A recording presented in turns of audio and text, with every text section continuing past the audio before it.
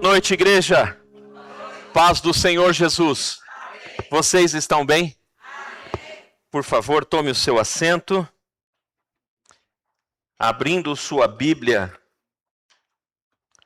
no Evangelho de João, capítulo 6.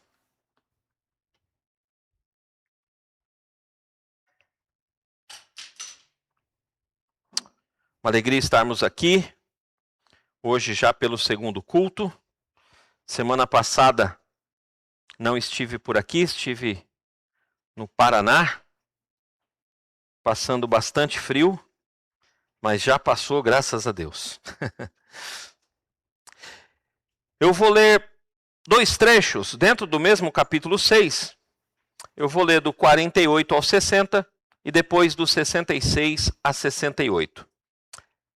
João, capítulo 6, do verso 48 em diante, diz assim: Eu sou o pão da vida. Os pais de vocês comeram o maná no deserto e morreram. Este é o pão que desce do céu, para que todo o que dele comer não pereça. Eu sou o pão vivo que desceu do céu. Se alguém comer desse pão, viverá eternamente. E o pão que eu darei pela vida do mundo é a minha carne. Então os judeus começaram a discutir entre si, dizendo: Como é que pode esse nos dar a sua própria carne para comer? Jesus respondeu: em verdade, lhes digo, que se vocês não comerem a carne do Filho do Homem e não beberem o seu sangue, não terão vida em vocês mesmos. Quem come a minha carne e bebe o meu sangue tem a vida eterna, e eu o ressuscitarei no último dia. Pois a minha carne é verdadeira comida, e o meu sangue é verdadeira bebida. Quem come a minha carne e bebe o meu sangue permanece em mim, e eu permaneço nele. Assim como o Pai que vive me enviou, e igualmente eu vivo por causa do Pai. Também quem de mim se alimenta viverá por mim. Esse é o pão que desceu do céu. Em nada semelhante àquele que os pais de vocês comeram. Mesmo assim, morreram. Quem comer este pão viverá eternamente. Jesus disse essas coisas quando ensinava na sinagoga de Cafarnaum. Muitos dos seus discípulos, tendo ouvido tais palavras, disseram: Duro é esse discurso, quem pode suportá-lo? Agora vamos para o 66. Diante disso, muitos dos seus discípulos o abandonaram e já não andavam com ele. Então, Jesus perguntou aos 12, será que vocês também querem se retirar? Simão Pedro respondeu, Senhor, para quem iremos? Só o Senhor tem as palavras de vida eterna. Amado Espírito Santo, nos próximos minutos nós vamos nos debruçar sobre a tua santa palavra. Por favor, toma conta desse auditório. A casa é sua, Senhor. A nossa grande expectativa é que o Senhor passeie livremente, abençoando mentes e corações, curando almas, liberando destinos, abençoando e também curando corpos. És bem-vindo entre nós, Espírito Santo. Nada e ninguém é mais importante do que o Senhor nessa casa. Sê conosco agora. Se existe algum coração aflito aqui, Senhor, se existe alguma alma amargurada ou presa a alguma obra maligna, agora em nome de Jesus, eu expulso desse ambiente, que haja a paz que excede todo o entendimento liberada sobre essa casa. Em nome de Jesus. Amém. Os adolescentes podem subir para a aula deles, na linguagem deles, lá na salinha.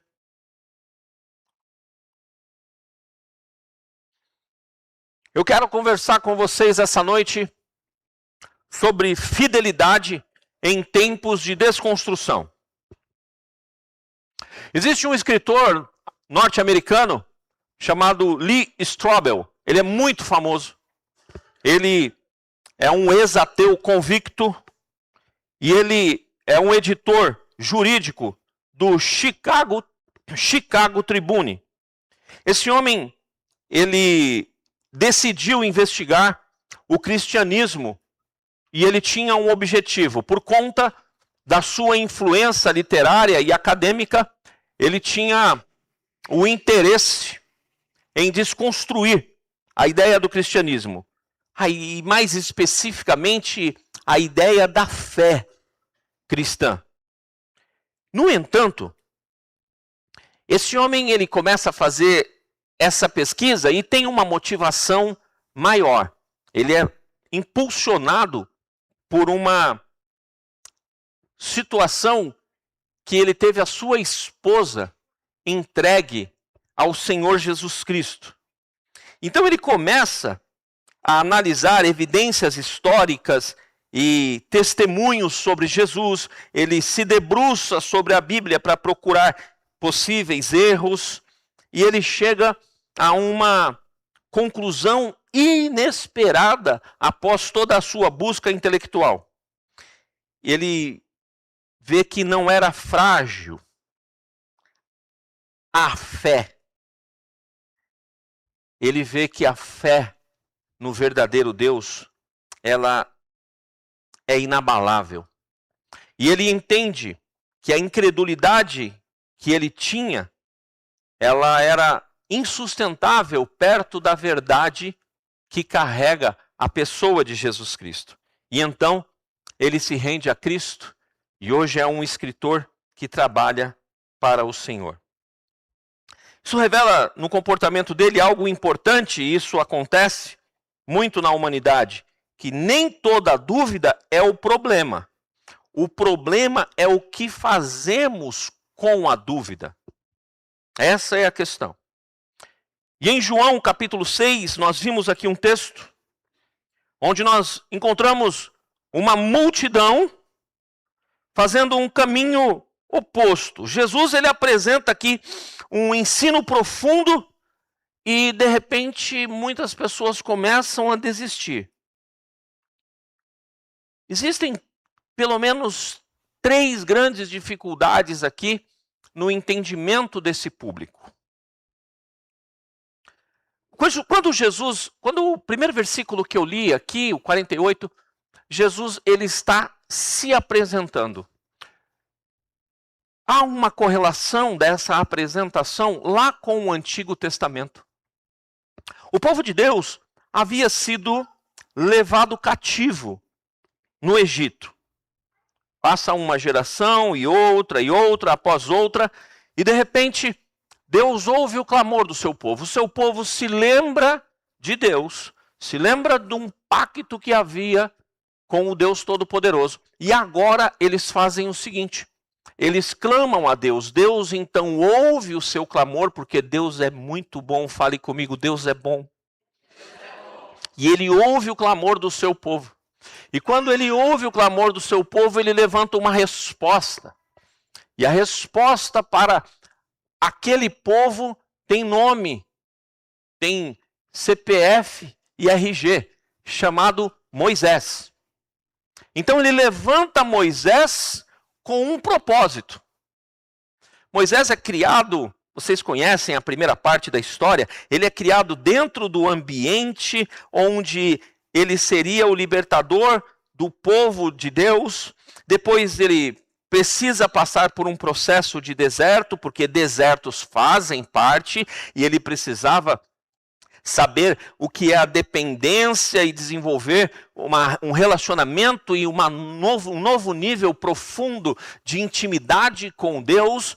E agora Deus encontra ele, e aí eu quero trazer você para a história, que olha que interessante, a maior nação do mundo, o maior exército do mundo, as maiores reservas financeiras do mundo, estão prendendo e escravizando o povo de Deus. Aí Deus vai lá no meio do deserto, pega um cidadão camponês, não é nenhum guerreiro, e ele fala assim: Moisés, eu tenho um serviço para você. Ele fala: ok, vai lá no Egito, volta lá. e leva o meu povo embora para casa. Tenta imaginar você. O Moisés, ele dá uma olhada assim, a olhada é por minha parte, mas pela expressão do que Moisés fala, Moisés dá uma olhada para Deus e fala assim, tá, ir lá no Egito e retirar o povo. Eu, aqui nesse lugar, sozinho, zero condição, zero estratégia de guerra. E eu falo o que para ele lá, pro faraó? Ah, boa pergunta, Moisés. Fala que o eu sou te enviou. No original, não é só o eu sou, é o eu sou o que sou. Fala que fui eu. Eu pergunto para você, porque essa pergunta, sempre que eu penso nesse trecho, qual seria a resposta que eu daria para Deus? Senhor, pode contar comigo amanhã, 6 da manhã. Estarei pronto, aqui com a minha roupa, pronto para ir lá liberar o povo que está escravo há cerca de 400 anos. E eu vou falar, não tem um revólver, não tem uma metralhadora, não tem um exército. Eu vou lá falar que eu sou o que sou. Sim, sim, Moisés, isso é o suficiente para resolver o problema do meu povo. Eu sou o suficiente. Eu sou o que serei em cada situação necessária para resolver o problema do meu povo. É a primeira vez na história bíblica que você vê Deus se apresentando assim, eu sou. Agora, no texto que eu acabei de ler com vocês, Jesus, ele vai se apresentar dizendo, eu sou o pão da vida. Ele inicia uma série de apresentações do eu sou. No Evangelho de João, Jesus, ele se apresenta numa totalidade incrível. Incrível. Talvez esse semestre, eu tive pensando muito sobre isso essa semana. Talvez eu prepare uma série, eu sou. Vou pedir para o dono da igreja para saber se ele me permite. Porque ele aparece 7 vezes dizendo, eu sou. Eu sou o pão da vida. Eu sou a verdade. Eu sou o caminho. E ele vai mostrando a totalidade desse eu sou para que a humanidade possa conhecer o desdobramento da revelação dele para o ser humano. E agora ele se apresenta assim. Jesus, que está conversando com essas pessoas, é muito importante nós entendermos aqui, João ele dá um detalhe no texto, irmãos, que faz muita diferença. Ele fala que essa conversa de Jesus estava sendo numa sinagoga. Isso quer dizer que Jesus não está falando para uma grande multidão. Ele está falando para um público que entendia alguns preceitos religiosos e frequentavam a sinagoga. Entenda a sinagoga, uma igreja daquele tempo. Então, geralmente quem frequenta a igreja é que tem algum tipo de afinidade com a linguagem, ou com o povo, ou com a ideia de igreja. E nesse ambiente que Jesus está falando, isso traz uma certa seleção do público ouvinte. Naturalmente, há uma seleção para a aplicação da fala dele. Isso é interessante. E hoje, nós estamos justamente no mesmo ambiente. Eu e você estamos no mesmo ambiente, a mesma ideia de público. E eu quero replicar com vocês a ideia do que está acontecendo aqui nesse contexto. Jesus, ele vai falar para as pessoas um discurso que eles não conseguem compreender. Porque ele fala, olha, eu sou o pão da vida. Se você não comer a minha carne e não beber o meu sangue, você não tem parte comigo. Essa conversa, ela é uma conversa humanamente muito estranha. Parece uma conversa de canibalismo. Essa conversa de comer carne de gente é coisa de canibalismo. Beber sangue, isso é conversa de vampirismo. Será que é disso que Jesus está falando? Ele está falando, mas as pessoas não estão tendo discernimento do que de fato Jesus está falando. Jesus ele está falando aqui de relacionamento. Quando Jesus está falando sobre comer carne, beber sangue, ele está falando da aliança que ele veio estabelecer. Ele está falando da nova aliança de comunhão do corpo dele. Todos os meses, nós nos reunimos pelo menos uma vez e nós celebramos o ato de Jesus na cruz. E nós comemos aqui uma representação do corpo e do sangue. Qual que é a ideia? Mostrar que estamos em unidade, estamos em comunhão com a obra dele e com ele. Essa é a ideia. Celebrando a vitória na cruz, celebrando a vida nova que nós temos em Jesus Cristo. E Jesus já está falando figuradamente sobre isso, mas eles não tiveram discernimento. O que Jesus está dizendo aqui é o seguinte, irmãos. Eu quero subir a régua do relacionamento com vocês. As pessoas começaram a seguir Jesus por algumas questões. Jesus vai numa festa, está registrado no mesmo livro, estou voltando um pouquinho. Jesus vai numa festa, acaba o vinho, aí ele fala, enche de água aí os tonéis aí. Agora pode servir o melhor vinho. Jesus transforma água em vinho. Jesus, ele passa por um doente que outrora era uma doença para a morte, contagiosa, chamada lepra, onde as pessoas viviam separadas da sociedade, quando passava pela rua, gritando, batendo no peito, leproso, leproso, para que as pessoas se afastassem. Agora, quando acontece isso, as pessoas se afastam, mas Jesus permanece, e muito pelo contrário, ele vai de encontro ao leproso, e agora ele toca no leproso, e o leproso é curado. As pessoas começam a olhar e falam assim, ei, estar perto desse homem traz benefícios. Onde ele está, alguma coisa acontece. Vamos estar perto dele, porque nós podemos ter benefícios. E isso não está errado numa primeira instância. A questão é, Jesus não é um caixa eletrônico. Jesus não está interessado em relacionamentos superficiais. Jesus não está interessado em que as pessoas tenham um relacionamento com ele por interesse.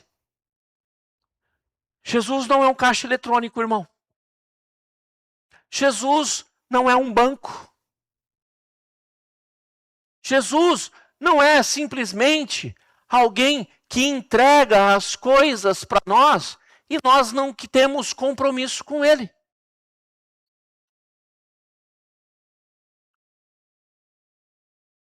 Mulheres, presente. Mulheres? Amém? Presente? Lembra quando você ficou apaixonada pelo seu príncipe? As casadas, pelo seu príncipe. A paixão é um negócio incrível, né? Quando você fica apaixonada, você olha para aquele príncipe e o olho dá parece um curto-circuito assim, ele fica brilhando, né? E aí você fala, meu Deus, ele é mais lindo do que eu imaginava. Nem é tão lindo assim, é que você tá ali. Aí você fica, meu Deus, ele é realmente o príncipe. E você não consegue imaginar defeitos, você não consegue. Tem defeito lá? Tem, pode acreditar que tem. Mas você não consegue nem observar os defeitos que tem ali, porque você está realmente encantada com aquilo. E aí, vamos casar, meu Deus. Lua de mel, doce, favo de mel. 1 mês, 2 meses, 3 meses, 4 meses, 5 meses. E é mel, aí depois do mel vem mais açúcar, depois do açúcar vem bala de coco. E é um melado na primeira fase que, meu Deus do céu. De repente a vida ela começa a mostrar como ela realmente é. E aí vem boletos, contas, farmácia, vida real, hospital, filho.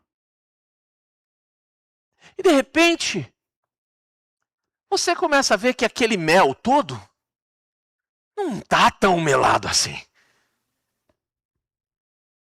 E você vê que de repente, o marido vai precisar fazer algumas horas extras a mais para a conta poder fechar.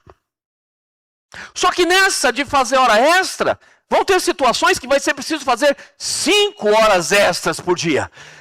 Porque às vezes, quando o caldo entorna, parece que é um negócio incrível, né?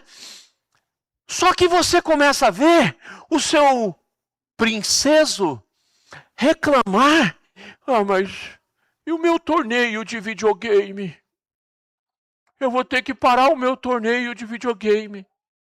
E o meu futebol da segunda-feira à noite agora? Eu não tenho mais o lazer. Esse casamento está se tornando um martírio para mim. Está se tornando algo pesado. Cadê o mel? Aonde foi parar todo aquele mel? É preciso entender que numa relação tem o mel. Onde tem mel tem abelha. E onde tem abelha tem ferrão. Saiu um ferrão aqui tão pentecostal. Deve estar fazendo hora extra até umas horas.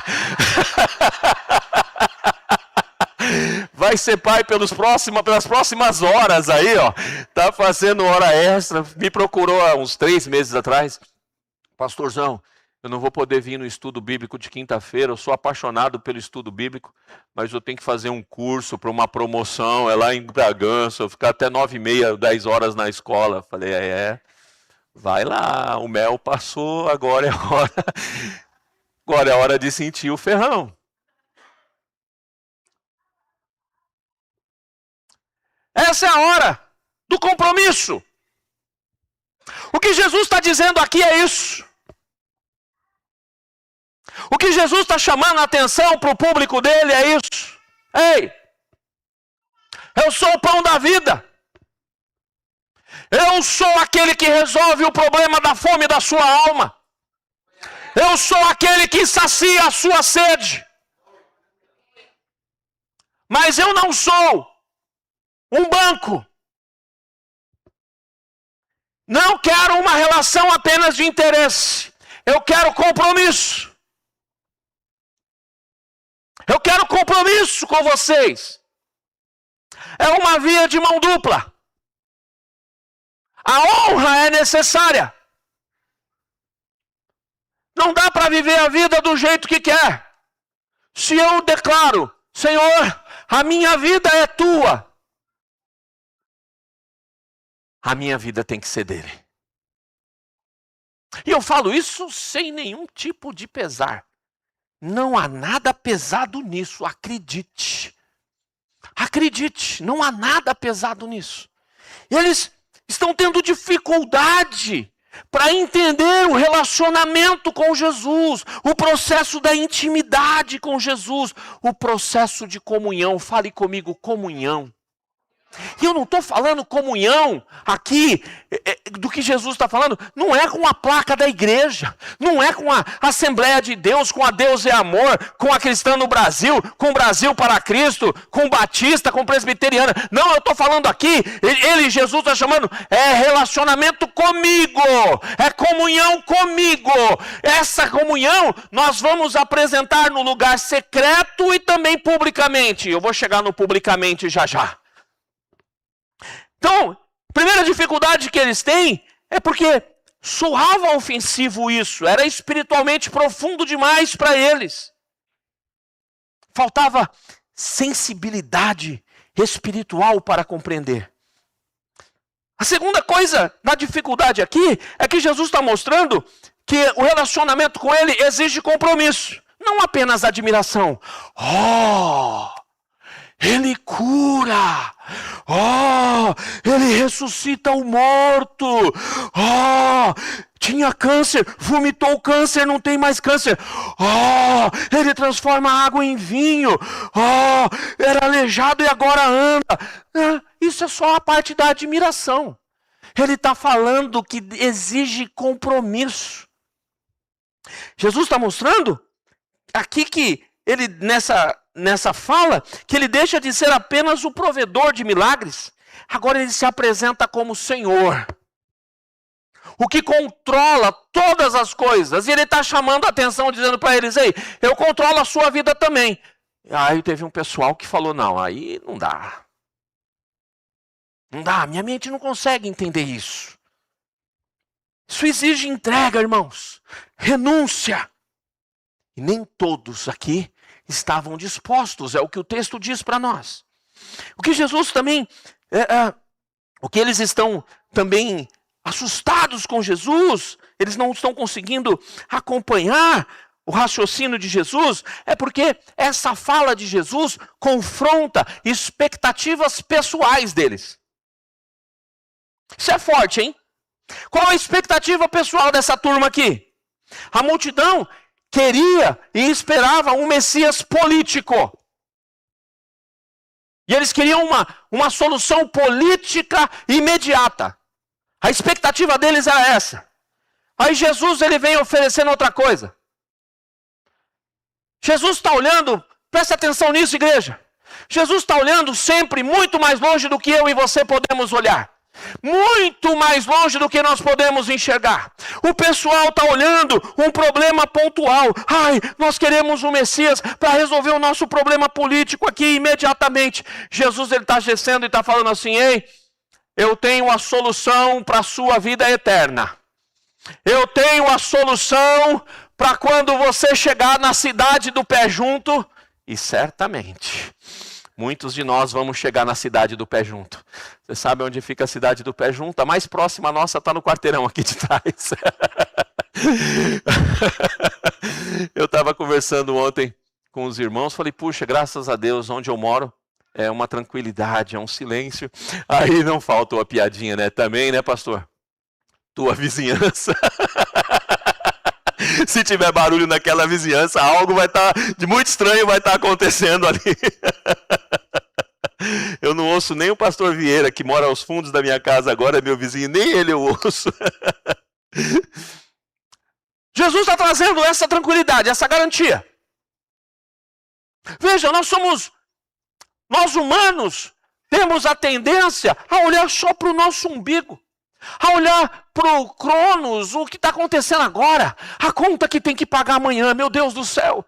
Meu gente, você está no Brasil, bem-vindo. Você está no Brasil. Não foi fácil. Nós temos o hábito, o ser humano tem o hábito de olhar só para o seu quintal, o seu metro quadrado, o seu problema imediato. Jesus está dizendo: ei, eu sou o pão da vida. Um dia tudo isso vai acabar, os boletos vão ficar aqui, o problema vai ficar aqui, a insatisfação vai ficar aqui. E como nós temos insatisfação, não é mesmo, irmãos? Nós dormimos numa cama, reclamamos porque dormimos. Nós dormimos debaixo de um teto, não estamos no sereno e tem um jeito de reclamar. Comemos frango, estamos reclamando porque tem frango. Essa semana eu conversava em São Paulo com um empresário e eu disse a ele: uma das melhores coisas que aconteceu na minha vida foi ter feito viagens missionárias como a que eu fiz para a Índia. E eu disse a ele uma verdade: muitas vezes, uns 11 dias que eu fiquei lá, muitas vezes durante o dia, eu chorava à luz do dia, me arrependendo e pedindo perdão pelas reclamações. O Brasil, a favela, não conhece miséria. Eu sei o que eu estou falando. Eu conheço favela. E eu conheço miséria. Miséria. Ver criança morrer literalmente de fome. Geralmente nós estamos reclamando, porque nós olhamos sempre para o nosso mundinho. Jesus está olhando muito adiante. Está falando, ei, eu resolvo o problema da sua eternidade. Porque quando você juntar os pés aqui, num caixão, a tua alma continua eternamente. E dependendo para onde você vai, isso sim é um problema. Eu sou o pão que resolve a fome da tua alma. Ele está declarando para o seu povo. Mas isso aperta algumas pessoas. Há cerca de 25 a 30 anos atrás, no Brasil, começou um movimento de adoração chamado Adoradores Sem Face. Começou em Belo Horizonte, Minas Gerais. Eu acompanhei bem de perto, porque eu tenho um amigo pessoal que fez parte do início desse movimento. Hoje um pastor. A ideia era resgatar valores que foram perdidos na nossa nação. Há cerca de 40 anos atrás, entrou no Brasil uma onda vinda dos Estados Unidos, chamada Teologia da Prosperidade, onde pegava textos isolados, e a maioria deles, do Antigo Testamento, texto citando os patriarcas isolados, e falavam, se você é filho do rei, você tem que ser rico, você não pode ser pobre. Se você é pobre, se você está passando dificuldade, você está em pecado. Você tem que chegar perante Deus e você tem que agora reivindicar a sua herança. Isso foi um câncer. Essa mensagem, ela chega no Brasil, repito, desdobramento de uma teologia ruim, americana, e os neopentecostais estavam na mídia. E os neopentecostais pegaram essa mensagem e disseminaram. E isso causou um problema muito sério. Desdobramento, onde as pessoas passaram a procurar mais ainda Jesus só por causa dos benefícios que ele dava. A ideia dos adoradores sem face é a seguinte: eu te adoro pelo seu rosto e não pelas suas mãos, não pelo benefício que tem nas suas mãos. Ou seja, eu te adoro por quem tu és e não pelo que o Senhor tem para dar. Mas entendendo que Deus é um bom pai, e Deus é um bom pai, Ele sempre, como um bom pai, abre as suas mãos e entrega benefícios aos seus filhos. Mas a motivação não é as mãos. Eu achei muito interessante esse movimento. Ajudou bastante uma geração a repensar valores do cristianismo e da sua essência. Mas eu fiquei vendo isso, pensando essa semana nesse texto, eu falei, mas esse negócio não é novo. Jesus, Edmilson, passou por isso.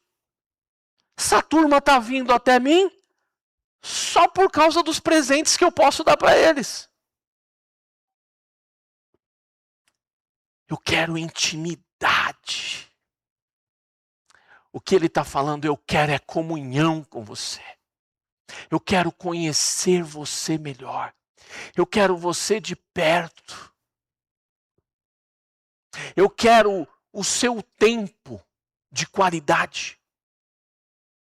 É o que Jesus está chamando a atenção desse pessoal. Se vocês não comerem do meu sangue, não comerem da minha carne, não beberem do meu sangue, vocês não têm parte e essência comigo. Olha que Jesus maravilhoso é esse. Além dele nos tirar do inferno, mudar o nosso destino. Além, Isabel, dele nos dar alguns benefícios, ele ainda fala, eu quero sentar com você, quero desfrutar de comunhão contigo, eu quero me relacionar com você. Eu sou o que pode matar a fome da tua alma. Eu sou o que pode matar a sede da tua alma. Ninguém resolve esse problema. Eu sou o que resolve. Jesus está chamando os seus filhos para um nível de intimidade, de comunhão maior. E aí, você imagina, o pessoal começou a levantar, incomodado. O discurso aí é duro. A Bíblia fala que eles começaram, os seguidores dele começaram a levantar e ir embora, ó. Para os mais antigos, perna para quem te quer. Para os mais novos, linha no pipa. E eles foram indo embora. Foram indo embora. De repente, Jesus dá uma olhada para o ministério pastoral que está do lado dele ali. Chama os 12. Ele fala, ei, o pessoal aí está indo embora. E vocês? Não querem ir embora também não? Deixa eu dizer uma coisa para você. São muitos anos caminhando nesse nosso ambiente. E eu tenho visto ao longo da minha vida pessoas que quando pedem alguma coisa para Deus e Deus resolve não dar. Eu não sei por quê, porque ele é Deus, ele dá se ele quer, se ele não quer, ele faz o que ele quer. E ele resolve não dar, ou não dar naquele momento, não fazer daquele jeito, e a pessoa fica com o biquinho. Eu fui para a igreja, aí eu cheguei lá, a Judite nem me cumprimentou, nem olhou para mim. Quando nós te convertemos, era assim comigo. Agora a Judite ficou metida. Ela nem me cumprimentou. Não vou mais para a igreja. Não quero mais saber desse negócio de Jesus. Você está pensando, você não, esse pessoal está pensando que Jesus vai entrar em depressão? Vai chorar. Ai, não vai, filhinho. Não vai, filhinha, fica aí. Jesus? Está achando que ele vai procurar a doutora Dalva lá no divã dela?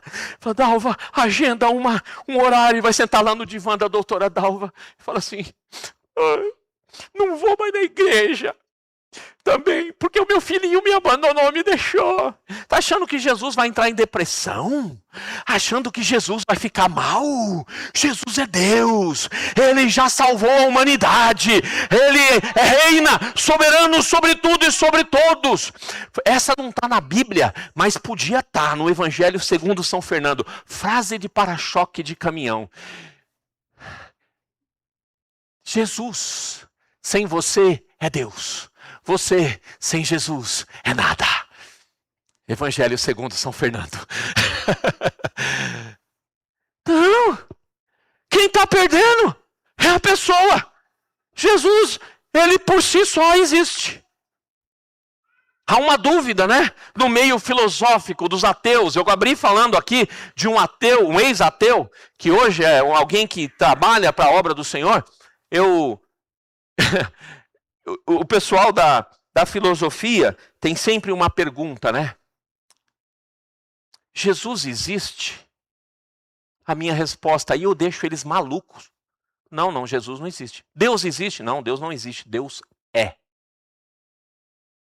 Porque tudo que existe, existe a partir de. E ele não existe a partir de nada. Ele simplesmente é. Ele é eterno, não existe começo. Tudo que existe aconteceu e existiu a partir dele. E a nossa cabeça não consegue entender isso, né? Porque tudo que você entende tem uma matéria-prima por trás. Uma matéria-prima por trás, tem algo. Ele não. Ele simplesmente é.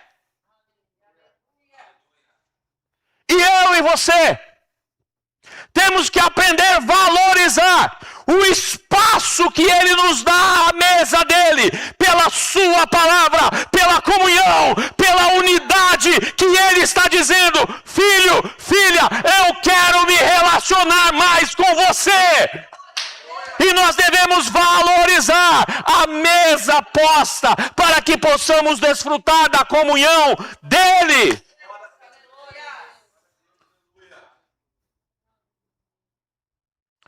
Nesse contexto, ele pergunta: ei pessoal, vamos embora? Não querem ir também não? Eu estou resolvido. Para mim está tudo bem. Não vou sofrer de depressão e nem de solidão. Aí aparece o Pedrão. Pedrão, sempre muito impulsivo. Ele já chega para o Senhor: ô Senhor, pera lá. Não, Senhor, vamos conversar. Muita calma nessa hora. Palavras minhas. O senhor está meio nervoso. Vem cá. Vamos conversar. Eu ir embora desse momento de estar perto do Senhor? Aqui o tema está para onde eu irei, porque algumas traduções falam para onde eu irei. Mas a tradução no original é para quem iremos nós? Para quem eu irei, Jesus? Só o Senhor tem palavras de vida eterna. Pedro entendeu. Senhor, o pessoal está preocupado com coisas desse momento. O Senhor tem palavras que estão muito além do que a humanidade possa imaginar. O Senhor tem palavras que apontam para o alimento, para o direcionamento da eternidade. Não vou sair daqui. Aqui é o meu lugar. Oh, Pedrão, eu que prego tanto contra o Pedro, essa semana eu mordi minha língua. Eu tenho um pastor amigo em São Paulo, lá na igreja do Mandaqui, que ele fala: Fernandão, quando você chegar no céu, o Pedro vai te chamar para ter uma conversa. Você malha muito ele, você bate muito nele. Eu falo: não há conexão. Pedro não sabe o que está acontecendo aqui. Ufa, ainda bem. A minha moral com Paulo é altíssima, com Pedro, Edmar. Não vai ser muito... Ainda bem, se alguém... Se tiver algum X9 lá, falando pro Pedro das coisas que eu falei para ele aqui, sobre ele aqui na terra, vai ficar meio ruim. Ainda bem que lá no céu não vai ter nenhum tipo de amargura, nenhum rancor. Vai perdoando aí, Pedrão. Agora... o Pedro me impressiona. Aplicando para a nossa vida, é importante permanecer quando a nossa fé for pressionada.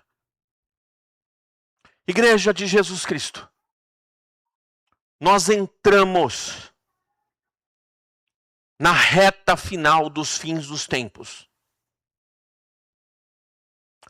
Basta você conhecer uma grama de escatologia e ter um jornal às mãos. Você vai ver que nós já entramos no princípio das dores. Sua fé, minha fé, certamente serão pressionados. Escolha permanecer. Permanecer é um ato de honra a Jesus. Você vai ser pressionado a flexibilizar a sua fé. Os jovens em ambientes acadêmicos, sociais, digitais, permanecer firme na fé se tornou um grande desafio constante. Mas acredite, a sua permanência nele vai glorificar a Cristo e vai ser suficiente para a sua alma.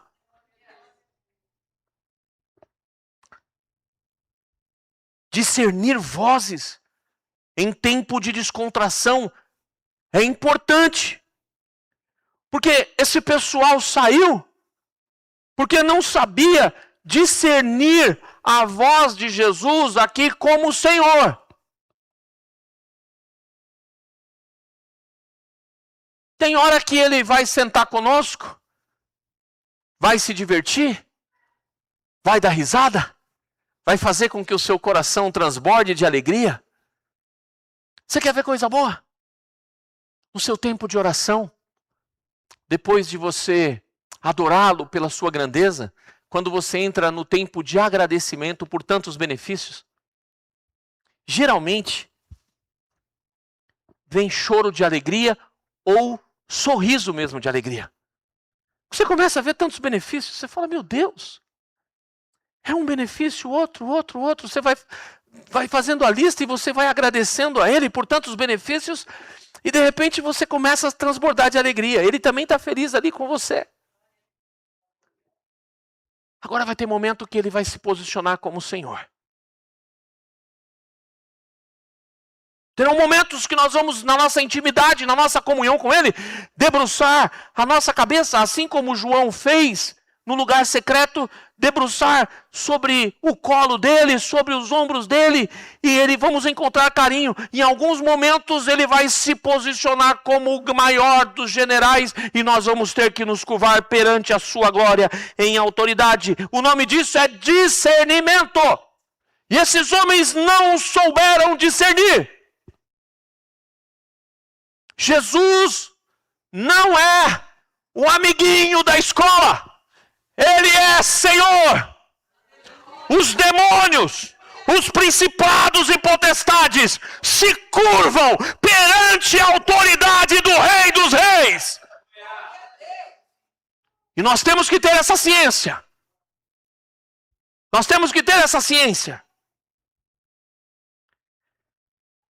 Desenvolva discernimento espiritual através da palavra e da comunhão com Deus. Terceira coisa, valorizar quem Jesus é acima do que Ele faz. Lembre-se, a multidão amava os milagres, amava os benefícios, mas rejeitou a mensagem de autoridade dele. Não. O temor do Senhor deve prevalecer em todo o tempo. Fale comigo, o temor do Senhor deve prevalecer em todo o tempo. Irmão, se a sua fé depende apenas de respostas rápidas, ela não resistirá aos dias difíceis. E virão dias difíceis. Honre a Jesus por quem Ele é, não por apenas aquilo que Ele faz. E quarta coisa, nós aprendemos com Pedro a se posicionar publicamente por Cristo. Pedro, ele declara a sua fidelidade ali diante de todos. Aonde irei? Para quem irei? Para quem? Já pensou? De quinta-feira, nós estamos concluindo a carta aos Efésios aqui no nosso estudo bíblico, nas exposições bíblicas, e essa quinta-feira eu comecei a falar da segunda parte do capítulo 6, aonde Paulo vai nos ensinar a respeito da armadura.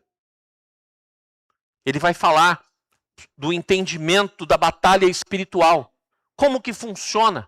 Primeira parte do capítulo 6, Paulo vai ensinar sobre posicionamento de relacionamentos, familiar, relacional, trabalho. Ele vai falar sobre patrão, empregado. Nós já passamos e agora eu entrei especificamente nas armas que nós temos que ter para a luta. Paulo fala que sim, haverá luta. Ele fala da realidade do mundo espiritual e como que se batalha. Se você não sabe como funciona isso, quinta-feira dá tempo de você voltar e pode pegar, está no YouTube, a lição dessa semana. E eu fiz uma correlação de uma fala de Paulo com Jesus, porque Jesus, Paulo vai falar sobre uma verdade que sustenta toda a armadura para a guerra. E ele dá nome. Como que funciona essa verdade, o sustentáculo de toda essa armadura para a batalha? Como é que se vence no mundo espiritual? E o Paulo, fazendo uma correlação, ele faz uma citação, arremete a uma citação de Jesus, onde Jesus fala: eu sou o caminho, eu sou a verdade, eu sou a vida.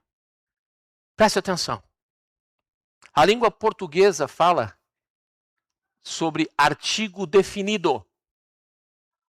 O caminho. Não tem outro caminho. Não é um. Se fosse um, teria variante. Artigo definido. O caminho. A verdade. Não tem outra verdade. Está aparecendo um monte de verdade por aí nos púlpitos. Está aparecendo por aí na teologia, nas teologias pós-modernas. Está surgindo por aí um monte de verdade. Esse monte de verdade só tem um nome: mentira. Porque Jesus, ele diz: eu sou a verdade. Não tem outra. Não existe variante. Eu e você precisamos nos posicionar. Para onde que nós vamos? Para quem que nós vamos? Somente Jesus tem as palavras de vida eterna, igreja. Só Ele.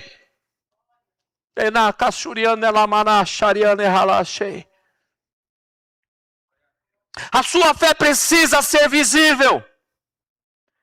O mundo está trabalhando muito forte para tentar silenciar a verdade.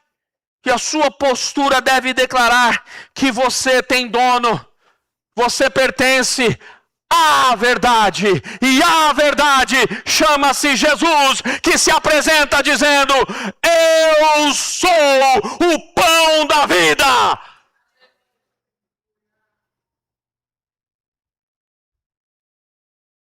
Irmãos, o chicote vai estralar. Quem for raso, a onda e o vento vão levar. Um mês e pouco atrás, estava em São Paulo, no Conselho Nacional das nossas igrejas, e o pastor responsável pela Comissão de Ética do Estado de São Paulo me procurou no restaurante. Estava almoçando com outro pastor, nosso pastor Orlando Máximo, e ele me procurou e falou assim: pastor Fernando, você ainda tem aquela palestra sobre Zygmunt Bauman, da sociedade líquida? Eu falei: tenho, pastor. Falei: faz uns anos já que eu não ministro sobre isso. Eu ainda citei para ele, eu falei: acho que desde quando eu fui para Atibaia, eu não falei mais oficialmente sobre esse assunto. Ele falou: rapaz, 2027, eu preciso que você ajude os novos pastores que estão se formando a entender esse conceito, que é o conceito do pós-modernismo. Porque toda a sociedade está estruturada num sistema que é para desconstruir a fé em Cristo Jesus. E ele disse, preocupado com isso, os novos pastores precisam entender o campo minado que eles vão pisar. Eu já tenho pouca coisa para fazer, né, irmão? Falei: tá bom, pastor. Um dia eu fiz uma oração, irmãos. Falei para o Senhor, Senhor, me coloca aí. Eu vi um grande evangelista do século XIX, acho que 19 ou 18, fazer essa oração, e eu imitei a oração dele. Me coloca aí com uma moeda no seu bolso e me faz gastar. Pode me usar. Conta chegou. Cuidado com o que você ora, hein? Deus ouve e responde. Ah, Jesus. A pergunta de Jesus ainda ecoa hoje, irmãos. E você? Quer ir? Ou quer ficar? Talvez haja dúvidas, pressões, vozes tentando desconstruir aquilo que Deus começou na sua vida. Mas há algo que o Espírito Santo ele quer reafirmar uma vez mais nessa noite, nesse lugar. Jesus não mudou. Jesus não mudou. Jesus continua fazendo. A palavra não perdeu o seu poder. A verdade continua sendo verdade. Quando muitos vão embora, Deus continua levantando aqueles que permanecem. Oxalá vocês sejam todos daqueles que permanecem. Quando o vento vier, quando o mar ficar revolto, que você se mantenha firme na postura junto com ele. Que você faça como Pedro, agarra nele, fala, olha, não vou sair daqui não. Eu estou junto com o Senhor. Seja daqueles que não se curvam à pressão, que não troca a verdade por um tipo de aceitação social. Se for necessário, fique sozinho. Perca algumas amizades. Mas fique com Jesus. Fique com Jesus. Para fechar, prega para 2 pessoas aí e fala, ó, fica com Jesus pelo amor de Deus.